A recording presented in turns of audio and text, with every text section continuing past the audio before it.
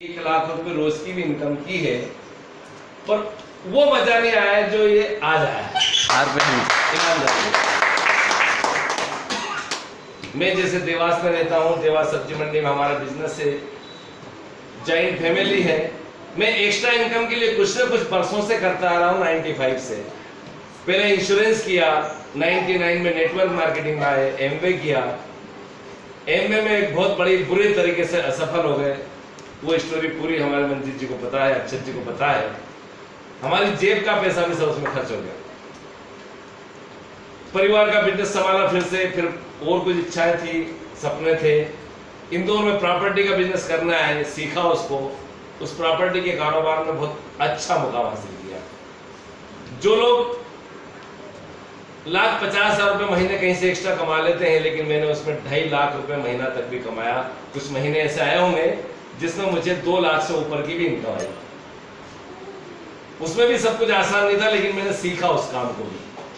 मैं शुरू में सोचता था कि इंदौर की प्रॉपर्टी में देवास में रहता हूं, कैसे बेचूंगा, लेकिन मैंने उस काम को सीखा। तो मैं जो फुल टाइम लोग काम करते थे उससे ज्यादा पैसा मैंने प्रॉपर्टी में बनाया। लेकिन प्रॉपर्टी का कारोबार उतार चढ़ाव का है। इंदौर प्रॉपर्टी के कारोबार में बदनाम है। यहाँ छाबड़ा एक ऐसा सरनेम है जिन्होंने इंदौर को बदनाम कर रखा है।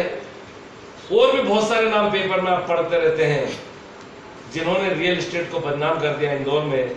और मैं उस प्रॉपर्टी के कारोबार से भाग गया। जिससे प्रॉपर्टी के बारे में बात करो तो कि यार इंदौर में ऐसा ऐसा होता है, ऐसा ऐसा होता है, तो मेरा दिमाग खराब हो चुका था प्रॉपर्टी के काम से।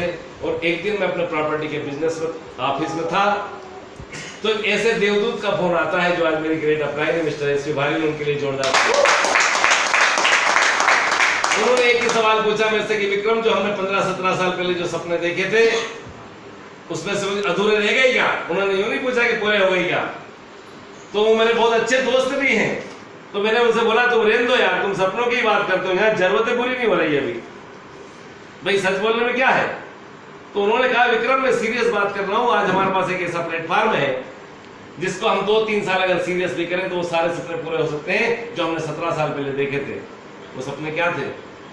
मैंने जिस समय नेटवर्क मार्केटिंग ज्वाइन किया था, मैं एक्साइटेड होके, जैसे वो भैया अभी आए थे एक्साइटेड होके, है ना, मंजीत जी रोक रहे थे लेकिन वो बोल रहे थे। ऐसा ही मुझे इन्होंने देखा है कि मैं मंच पे जाता था और कहता था कि मेरे बच्चे विदेश पढ़ने जाएंगे, मेरे पास लग्जरी गाड़ियां होगी मर्सिडीज जैसी, मेरे पास बंगला होगा जिसको हर कोई व्यक्ति ब्रेक लगा के पूछेगा ये कोठी किसकी है। ऐसे मेरे सपने थे। और वो सपने एस.पी. भारी को पता थे 15-17 साल पहले। उन्होंने एक ही चीज पूछी, विक्रम वो सपने पूरे हो गए क्या? उनकी रेंज जरूरत भी पूरी नहीं हो रही हुई। उन्होंने कहा कि आज हमारे पास ऐसा प्लेटफॉर्म है जिससे बगैर कोई पैसा लगे सपने पूरे हो सकते हैं।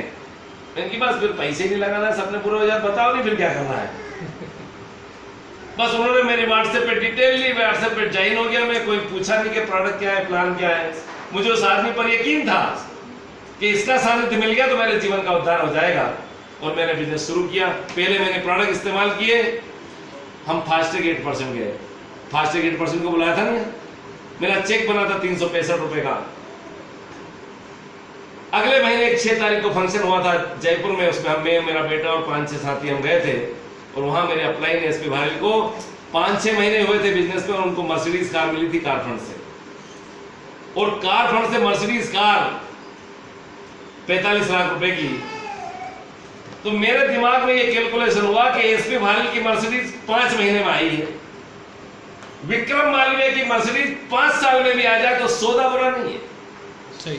और देवास आके जो बिजनेस शुरू किया, जो स्पीड से काम किया, तो 7 तारीख से 30 तारीख के बीच में मैं डायरेक्टर क्वालिफाई हो गया। मैं बार-बार स्पीड की बात करता हूँ, मेरी अपलाइन स्पीड की बात करती हूँ, मैंने स्पीड से किया।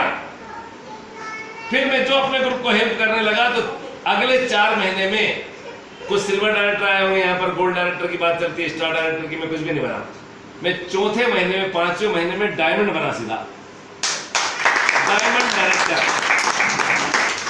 और इंदौर के आसपास में जो भी हो, और 5 महीने में डायमंड, ये कैसे हो गया? देखो ऐसे हो गया। चेक बना आधे लाख रुपए का।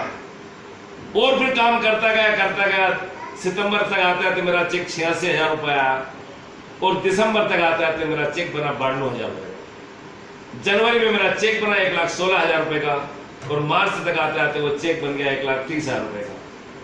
1.25 लाख रुपए महीने की इनकम सिर्फ प्रोडक्ट बदलने से कोई यकीन भी नहीं कर सकता, लेकिन मैंने यकीन किया था कि ये तो हो सकता है। बस जो यकीन करेगा उसको आएगी, जो डाउट करेगा उसको नहीं आएगी, सीधी बात है। अब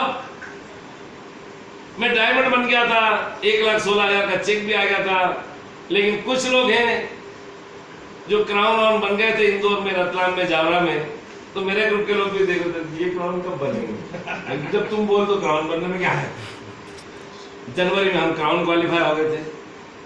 फिर अभी ईमानदारी की बात अगर दिल पर हाथ रख के बोलूं तो इस महीने मेरा कोई यूनिवर्सल क्राउन बनने का प्लान नहीं था, मेरी इच्छा ही नहीं थी।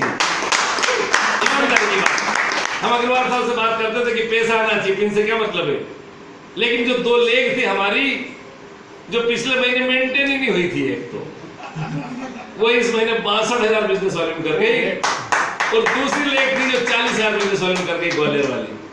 तो 6 पहले से ही थी क्वालिफाई, और ये 2 फिर आ गई, तो 8 हो गए। तो अब मैं क्या करूं, मजबूरी में यूनिवर्सल